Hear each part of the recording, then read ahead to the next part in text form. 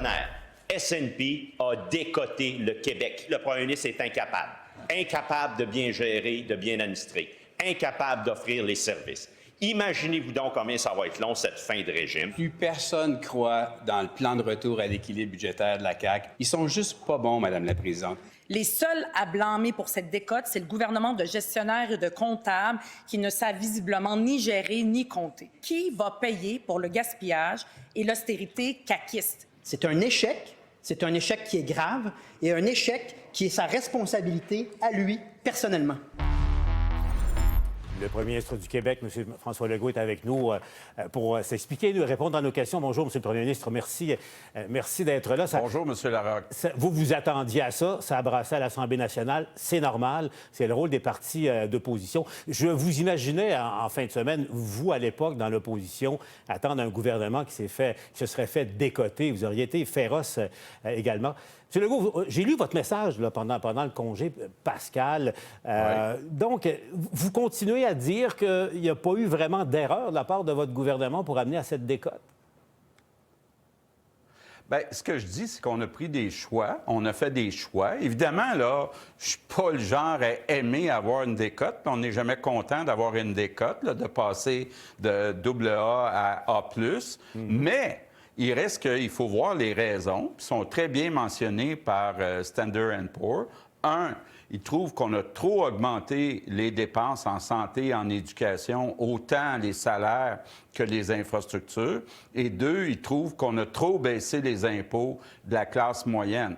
Mais je pense que c'était nécessaire. On avait un rattrapage à faire en santé et en éducation, puis on avait besoin de remettre de l'argent dans le portefeuille des Québécois. En même temps, quand vous y repensez, parce que, vous savez, tout le monde a droit à l'erreur, même un gouvernement, les chèques, les baisses d'impôts, c'est une chose, les chèques. Mais on regarde l'état des écoles, l'état des hôpitaux, l'état des routes.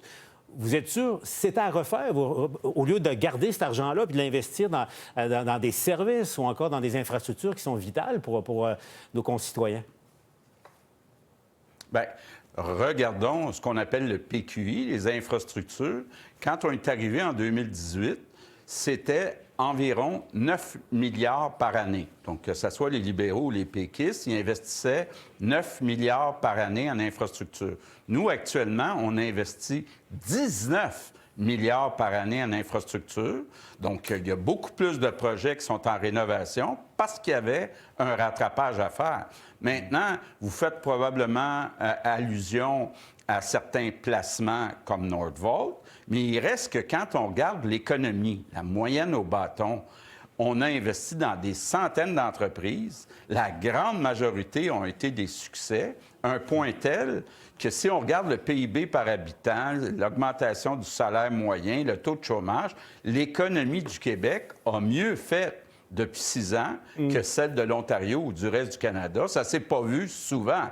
Donc, ce n'est pas un problème d'économie, de revenus. C'est un problème, si on regarde ça du point de vue de Standard & Poor's, qu'on ait baissé les impôts puis qu'on ait réinvesti le plus de 50 en santé et en éducation. Mais en même temps, quand on regarde le portrait, il y a cette décote. C'est une firme de notation, mais c'est pas n'importe laquelle, c'est Standard & Poor's, donc qui décote le Québec. C'est pas arrivé depuis longtemps. Mais on regarde l'État. Je comprends là, ce que vous dites. Vous avez investi beaucoup, mais on regarde l'État de nos routes. Les hôpitaux, prenons Maisonneuve-Rosemont, par exemple. Prenons Maisonneuve-Rosemont. Là, on comprend que la situation budgétaire du gouvernement est serrée. Tout ça vous rattrape. Mais là, un hôpital qui est crucial dans le réseau de la santé, qui dessert plus de 10 de la population, vous avez décidé, comme gouvernement, c'est votre choix, de reporter les travaux de rénovation et de construction d'un nouveau pavillon. Là, je vous parle au niveau des choix que vous avez faits. Vous n'êtes pas trompé là-dessus? Oui. Est-ce que vous ne regrettez pas? Parce que vous entendez comme nous, les gens de partout là, qui vous disent que ce n'est pas une bonne décision. Est-ce que ça pourrait être revu, M. le premier ministre? Bien, ça va en contradiction avec ce que dit Standard & Poor's, parce que Standard & Poor's nous dit de passer de 9 milliards par année à 19 milliards par année. Donc, si on prend en santé, bien, il y avait une dizaine de projets, là, il y en a 38, donc que ce soit l'hôpital à Vaudreuil, au Saguenay, certains hôpitaux à Montréal, en Montérégie, un peu dans toutes les régions du Québec. Il y a 38 projets qui avancent. Mais là, ce qu'on nous dit, c'est qu'on on en aurait pris 50, 60. Mais là, on est déjà à 19 milliards. Puis déjà, bien, il y a du monde qui dit, vous avez trop augmenté le budget des infrastructures. Donc, il faut quand même, on ne peut pas dire une chose et son contraire. Là. Non, mais je comprends. Vous êtes coincé, là, d'un côté, l'agence de notation, puis de l'autre, la pression qui monte. Mais je reprends l'exemple de Maisonneuve-Rosemont. Je vous repose la question. Tout le monde a droit à l'erreur. Se peut-il que votre gouvernement se soit trompé là-dessus et qu'au fond, vous pourriez revoir votre décision et, au cours des prochains mois, pas dans un an, au cours des prochains mois, lancer ce projet-là? Oui. Bien, écoutez, est-ce qu'on arrête le projet de Le Gardeur à Terrebonne? Est-ce qu'on arrête les projets au Saguenay-Lac-Saint-Jean? Est-ce qu'on arrête le gros hôpital de Vaudreuil? Est-ce qu'on arrête Fleury? Est-ce qu'on arrête Santa Cabrini? Est-ce qu'on arrête les autres, les 38 projets qui sont en cours pour laisser de la place dans le 19 milliards pour Maisonneuve-Rosemont? C'est ça la question qui se pose. Ou est-ce qu'on va à plus que 19 milliards, donc prendre le risque de se faire encore plus décoter? Là, pour l'instant, c'est relativement sous contrôle parce que ce matin, on a fait une émission d'obligations du Québec, puis il n'y a pas eu de changement dans le taux d'intérêt par rapport aux émissions précédentes. Donc, pour l'instant, c'est sous contrôle. Est-ce que pour écouter les gens qui veulent qu'on mette plus d'argent que le 40 millions qui est prévu cette année dans Maisonneuve-Rosemont, est-ce qu'on les écoute et on prend un risque de se faire décoter encore plus? C'est ça qu'on regarde actuellement, mais a priori, il n'est pas de notre intention là, de modifier le budget qui a été déposé il y a quelques semaines. Le temps nous presse. Je prends note de votre réponse. Le temps nous presse, Monsieur le Premier ministre. Parlons de la campagne fédérale quand même. C'est pas rien. Vous avez vu le cadre financier des conservateurs aujourd'hui, celui des libéraux également. Dites-moi, la question de la taxe carbone, enfin, plus que la promesse, la décision de Mark Carney d'envoyer un chèque au reste du Canada auquel les Québécois, les Québécoises n'auront pas droit. Je ne vous ai pas entendu là-dessus. Vous dites quoi? Est-ce qu'il n'y a pas une injustice là-dedans? Puis qu'est-ce que vous réclamez du gouvernement fédéral? Bien, c'est absolument injuste parce qu'au cours des dernières années, le gouvernement fédéral collectait une taxe carbone puis remettait de l'argent dans le reste du Canada. Nous, on ne collectait pas cette taxe carbone.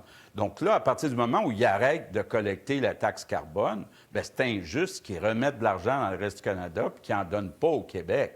Donc, il y a effectivement une injustice. Puis on demande à M. Carney ou au prochain premier ministre de donner l'équivalent pour les Québécois. Ça voudrait dire quoi? Pour les gens qui nous écoutent, pour bien comprendre, ça représenterait quoi, M. le Premier ministre? C'est des centaines de dollars, quand même. Donc, qui sont remis actuellement là, dans les mains des Canadiens du reste du Canada, puis qui ne sont pas remis dans les mains des Québécois, alors qu'il n'y a rien eu de collecté dans le reste du Canada, puisque la taxe carbone a été éliminée par M. Carney. Qu'est-ce que vous pensez des cadres financiers, surtout celui du Parti libéral, là, qui empiète dans plusieurs de vos champs de juridiction? Vous en dites quoi, M. Legault?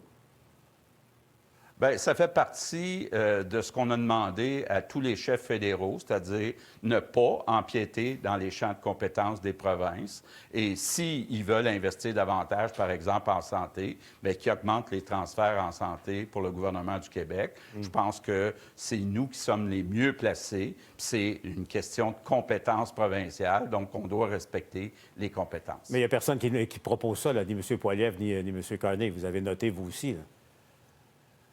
Bien, on va effectivement faire le suivi avec le nouveau premier ministre du Canada, mais c'est important pour une bonne gestion de respecter les compétences. Puis on est mieux placé quand on est plus proche des services de le faire dans chaque province. Puis c'est pas une demande seulement du Québec, c'est une demande de toutes les provinces.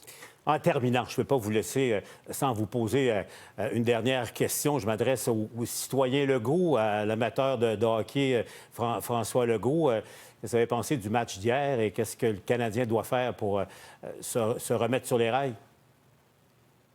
Bon.